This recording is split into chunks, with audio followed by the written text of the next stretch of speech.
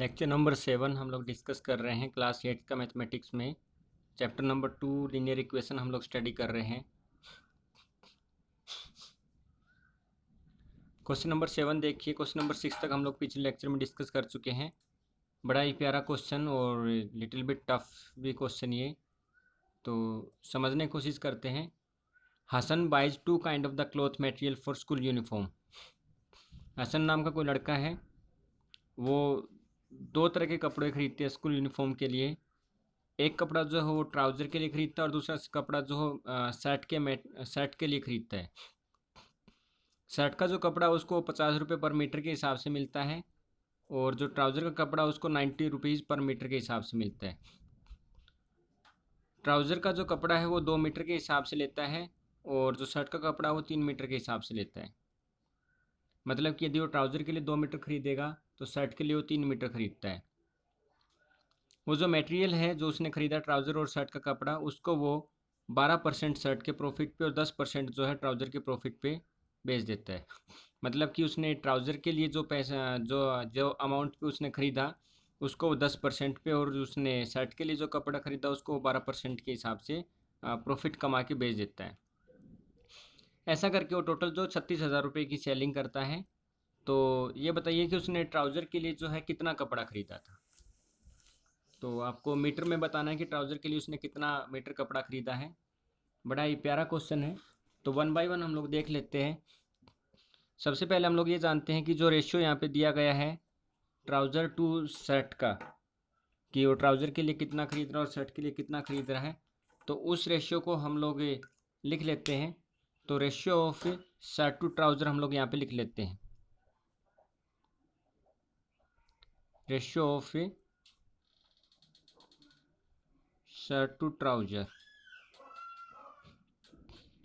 तो ये जो रेशियो हम लोग ये जानते हैं 3:2 है, क्योंकि 3 मीटर जो है शर्ट के लिए खरीदता है और 2 मीटर वो जो है ट्राउज़र के लिए खरीदता है। एक्स यहाँ पे जो है वो अननोन क्वांटिटी है कि वो कितने मीटर खरीदता है, लेकिन वो इस रेशियो में खरीदता है कि 3 शर्ट के लिए और 2 मीटर ट्राउज़र के लिए।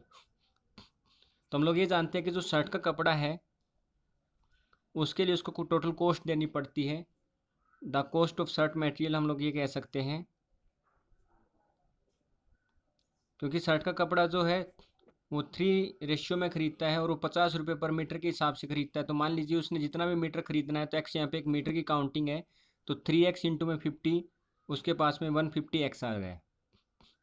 सिमिलरली हम लोग ये जानते हैं कि जब वो शर्ट का कपड़ा उसके ऊपर वो 12% का प्रॉफिट कमाता है, तो जो सेलिंग प्राइस आ जाएगी शर्ट के कपड़े की एट 12% प्रॉफिट के हिसाब से। तो हम लोग ये जानते हैं जब किसी चीज़ के ऊपर परसेंटेज प्रॉफिट हम लोग काउंट करते हैं, तो उसका फॉर्मूला आप याद कर लीजिए। उसका फॉर्मूला होगा 100 plus percentage profit divided by 100 into में सी पी यहाँ पे जो है कॉस्ट प्राइस है। जब हम लोग इसको सोल्व करेंगे तो ये आ जाएगा 100 प्लस प्रॉफिट, कितना प्रॉफिट कमाना चाहता है वो 12% का प्रॉफिट यहाँ पे कमाना चाहता है, डिवाइडेड बाई 100 इंटू में कॉस्ट प्राइस उसको लगी है 150x, इंटू में 150x। इसको सोल्व करेंगे तो सोल्व करने पे आ जाएगा 112 डिवाइडेड बाई 100 गुना में 150x। 50 दूनी 100, 50 थी 150, 2 एकम 2, 2 पाँच 10, 2 छिके 12। तो इसको सोल्व करेंगे तो आ जाएगा हमारे पास में 168x। तो उसने 150 रुपये उसके पास सीपी थी और उसने सेलिंग प्राइस जो निकाली वो निकाली उसने 168x। इसी प्रकार हम लोग जो है ट्राउज़र के लिए निकाल सकते हैं, क्योंकि हम लोगों ने ये शर्ट के लिए निकाला है। तो ट्राउज़र के लिए जब निकालेंगे तो ये आ जाएगा हमारे पास में the cost of trouser material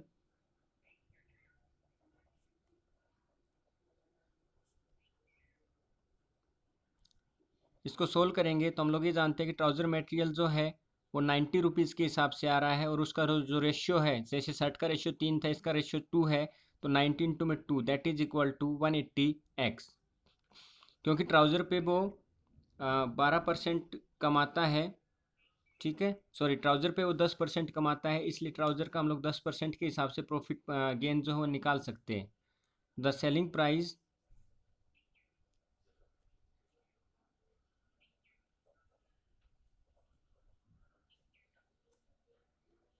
at 10% gain which is equal to 100 plus profit percentage divided by 100 into में CP। ये हमारा फॉर्मूला है। तो 100 प्लस प्रॉफिट परसेंटेज जो है यहाँ पे 10% कमाता है, तो प्रॉफिट परसेंटेज हो जाएगा 10 divided by 100 multiplied by 180x, क्योंकि CP जो है वो उसको पड़ा है 180x के हिसाब से। जब हम इसको सोल्व करें तो आ जाएगा 110 डिवाइडेड बाई 100 इंटू में 180x।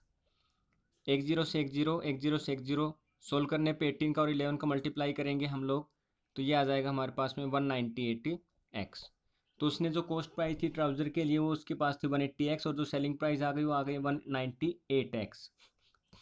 क्वेश्चन ये कह रहा है कि ये जो दोनों हमारे पास में सेलिंग प्राइस है, ये वाली और ये वाली, ट्राउज़र की और शर्ट की, ये सेलिंग प्राइस करके उसने कितना सेल किया है 36,000। मतलब हम लोग ये कह सकते हैं अकॉर्डिंग टू क्वेश्चन कि 168x मतलब कि शर्ट की सेलिंग प्लस 198x मतलब कि ट्राउज़र की सेलिंग, ये दोनों सेलिंग मिला के उसने सेल किया है कितने का, इक्वल टू 36,000 का। यहाँ से जब हम लोग x की वैल्यू सोल्व करेंगे तो ये 168 में 198 जोड़ेंगे तो आ जाएगा 366x is equal to 36,000। x की वैल्यू निकालेंगे यहाँ से तो ये आ जाएगा 36,000 डिवाइडेड बाई 366।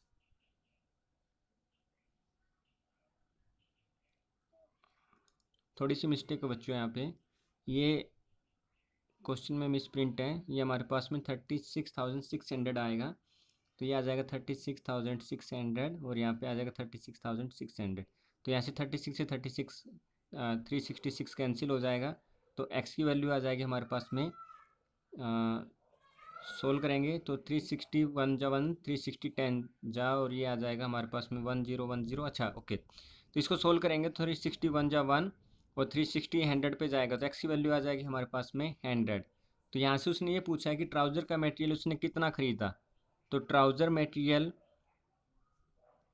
हम लोग जानते हैं जो इसने ख़रीदा था 90 इंटू में 2, 90 इंटू में 2, क्योंकि जो ट्राउज़र का मटेरियल था वो 90 रुपये के हिसाब से आ रहा था और उसका जो रेशियो था वो था 2 रेशियो के हिसाब से। तो यहाँ से आ जाएगा हमारे पास में 2 इंटू में x, और x की वैल्यू जो हम लोग निकाल चुके हैं वो आई हमारे पास में 100, तो ये आ जाएगा 100। तो ट्राउज़र जो का कपड़ा उसने जो ख़रीदा था वो ख़रीदा था 200 मीटर का। बड़ा ही प्यारा क्वेश्चन है। फिर से एक बार देखिए, हसन जो कपड़े ख़रीदता है स्कूल यूनिफॉर्म के लिए और उसमें ट्राउज़र और शर्ट शामिल है। शर्ट जो उसको वो 50 रुपये मीटर के हिसाब से मिलती है और जो ट्राउज़र जो उसको 90 रुपये मीटर के हिसाब से मिलता है। यदि वो 3 शर्ट खरीदता है तो उसके बदले में 2 जो है ट्राउज़र के कपड़े खरीदता है, और शर्ट को जो 12% की कमाई के हिसाब से बेच देता है और ट्राउज़र के कपड़े को 10% की कमाई के हिसाब से बेच देता है। ऐसा करके वो 36,600 जो है वो कुल अमाउंट जो है वो सेलिंग प्राइस करता है इतने पैसे की। तो वो बोलता है कि ट्राउज़र के लिए उसने कितना कपड़ा ख़रीदा था। तो सबसे पहले हम लोग ये जानते हैं कि 3 मीटर शर्ट के लिए था तो 2 मीटर ट्राउज़र के लिए था। तो इन दोनों का जो रेशियो है शर्ट टू ट्राउज़र वो आ जाएगा 3x इंटू में 3x रेशियो 2x। कॉस्ट जो हम लोग जानते हैं कि 50 रुपये मीटर के हिसाब से शर्ट का कपड़ा आता है, तो यहाँ से हम लोग मल्टीप्लाई करेंगे तो आ जाएगा 150x। इसका 12% हम लोग शर्ट के ऊपर प्रॉफिट निकाल लेंगे जो कितना आ जाएगा 168x। प्रॉफिट पर निकालने का जो हमारे पास फॉर्मूला है वो हम लोग ये जानते हैं कि हमारे पास फॉर्मूला होता है 100 plus profit percentage divided by 100 into में कॉस्ट प्राइस। सिमिलरली हम लोग जो है ट्राउज़र के लिए निकालेंगे, तो ट्राउज़र के लिए निकाला, फिर से ट्राउज़र का जो प्रॉफिट है वो हम लोग निकाल चुके होंगे क्योंकि ट्राउज़र का प्रॉफिट निकालने का फॉर्मूला भी हमारे पास में सेम ही होगा। तो यहाँ से हम लोगों ने निकाला तो सोल्व करने पे एक्स की वैल्यू आ जाएगी 100, क्योंकि शर्ट का कपड़े की सेलिंग और ट्राउज़र के कपड़े की सेलिंग दोनों को मिला के उसने सेल किया 36,600, मतलब दोनों ये क्वांटिटी किसके हो जाएंगी, इक्वल के बराबर हो जाएंगी। हमसे ये पूछा गया कि ट्राउज़र का उसने कितना कपड़ा खरीदा, तो ट्राउज़र जो उसने 2x के रेशियो में ख़रीदा था तो 2 इंटू में एक्स की वैल्यू 100 पुट किया तो ये आ जाएगा 200 मीटर। ओके, उम्मीद आपको ये क्वेश्चन समझ में आया होगा। आगे देखिए, एक और बड़ा ही प्यारा सा क्वेश्चन है समझने लायक। ये कह रहा है कि half of the herd of deer are grazing in the field and 3/4 of the remaining are playing nearby. The rest 9 are drinking water from the pond. Find the number of the deer in the herd. एक हिरणों का झुंड है, उस झुंड में आधे जो हिरण हैं वो एक खेत के अंदर चराई चर रहे हैं। उसका बचा हुआ जो है, उसका 3/4 जो है वो उनके आसपास खेल रहा है, और उसके बाद में जो 9 बच गए हैं वो तालाब के अंदर से पानी पी रहे हैं। तो टोटल जो है कितने हिरन है? तो हम लोग ये नहीं जानते कि टोटल कितने हिरन है। तो सबसे पहले हम लोग मान लेते हैं, let the total number of dear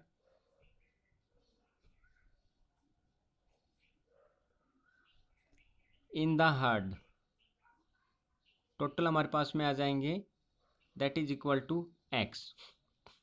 अब ये देखिए, टोटल यहाँ पे हमारे पास में एक्स है, जिसमें से आधे जो है वो खेत में ग्रेजिंग कर रहे हैं, उसमें से टोटल में से जो 3/4 है, मतलब ये आधे थे, आधे का भी 3/4 जो है, तो ये हमारे पास में पूरे थे।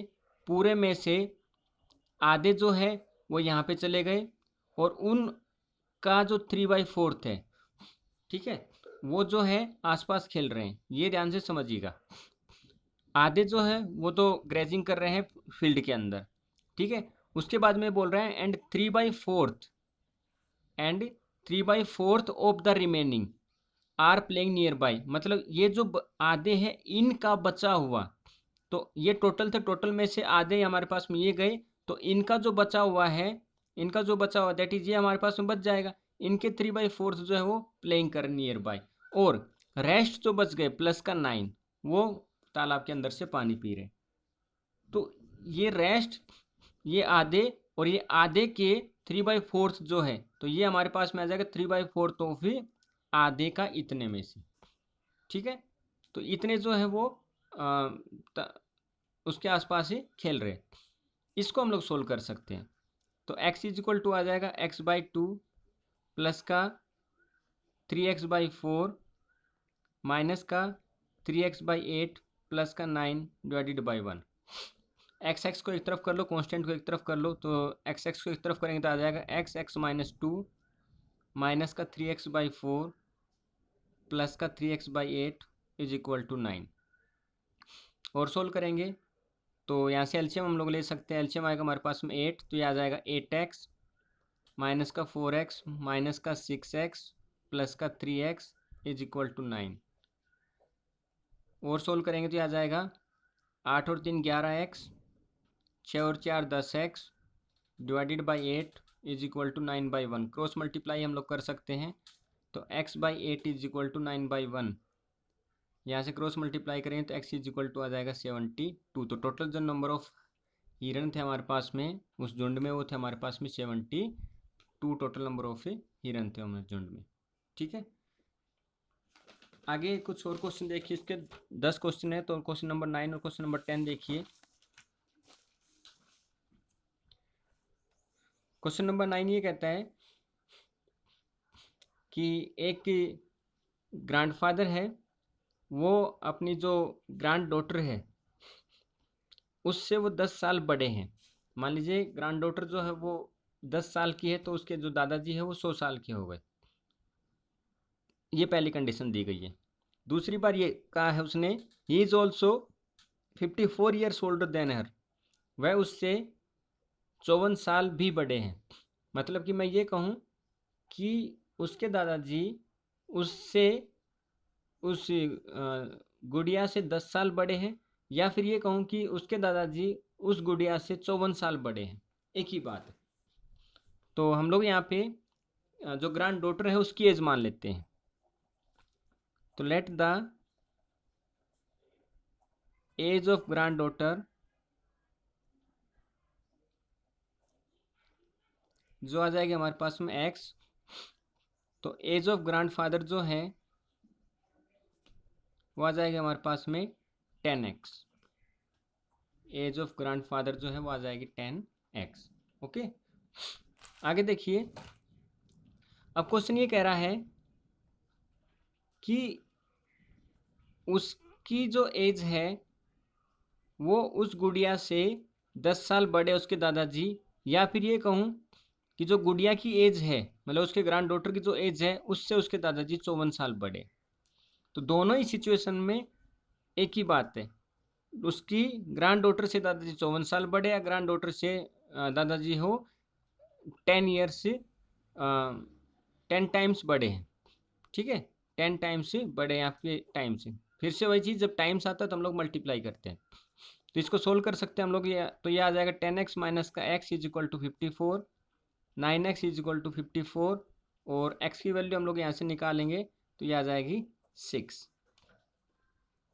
तो यहाँ से जो ग्रैंड डॉटर है, एज ऑफ ग्रैंड डॉटर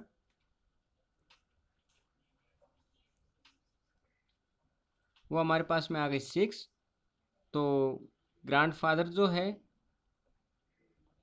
उनकी एज हमको मिल जाएगी 6 इंटू में 10, that is equal to 60 year.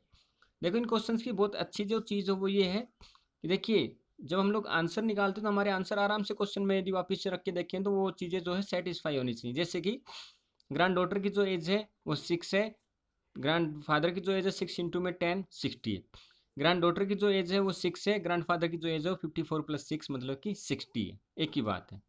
Okay, आखिरी क्वेश्चन, क्वेश्चन नंबर 10 इस एक्सरसाइज का, ये कह रहा है कि Aman's age is 3 times is son age, मतलब अमन की जो एज है वो उसके सन की एज की 3 गुनी है। तो यहाँ पे हम लोग अमन की जो सन है, अमन का जो लड़का है उसकी एज मान लेते हैं। तो Aman son age is equal to x year. तो अमन की जो एज है वो हमारे पास में आ जाएगी 3x, क्योंकि ये क्वेश्चन में कहा गया है Aman age is 3 times his son age. तो अमन की जो एज है वो उसके सन की एज की 3 गुनी है। तो 3 गुनी मतलब 3x। 10 ईयर्स एगो, 10 साल पहले, तो 10 साल पहले अमन की जो एज थी वो उसकी सन की एज की 10 साल छोटी कर देते हैं हम लोग। तो ये हो जाएगा x माइनस का 10, और 10 साल पहले जो अमन की एज है वो भी हो जाएगी 3x माइनस का 10। ओके, तो ये कह रहा है 10 ईयर्स एगो ही वॉज, कौन, Aman was 5 time his son age, मतलब 10 साल पहले जो अमन था, तो ये रहा 10 साल पहले अमन, और ये रहा 10 साल पहले उसका सन। तो 10 साल पहले अमन की जो एज थी वो उसके सन की 5 गुना थी, मतलब अमन जो उसके सन से 5 गुना बड़ा था। तो यदि हम सन की तरफ 5 गुना मल्टीप्लाई कर दे तो दोनों क्या हो जाएंगी, बराबर एज हो जाएंगी। जैसे मान लीजिए 5 साल पहले अमन 50 साल का था, तो ये था कितने साल का, मान लीजिए 10 साल का। तो 10 गुना में 50, सॉरी 10 गुना में 5 दैट इज इक्वल टू 50। तो 50 इक्वल टू 50 लिख सकते हैं हम लोग। तो मतलब कि 5 साल पहले जो अमन की एज है वो उसके सन की एज की 5 गुना थी, तो हमने क्या किया, सन की एज की तरफ 5 का गुना कर दिया। ठीक है, तो दोनों एज क्या हो जाएंगे यहाँ से बराबर। सोल्व कर सकते हैं, तो यह आ जाएगा 5x माइनस का 50, एक्स एक्स एक तरफ कर लीजिए, कॉन्स्टेंट कॉन्स्टेंट एक तरफ कर लीजिए, तो माइनस का 10 प्लस का 50, तो यह आ जाएगा 2x is equal to 40, x is equal to आ जाएगा 20। तो मतलब कि अमन सन एज जो है हमको वो मिलेगी 20, और जो अमन की एज है वो हमको मिल जाएगी 3 इंटू में 20 that is equal to 60 years. Okay, तो इस तरीके से हम लोग क्वेश्चन कर सकते हैं। Thank you very much.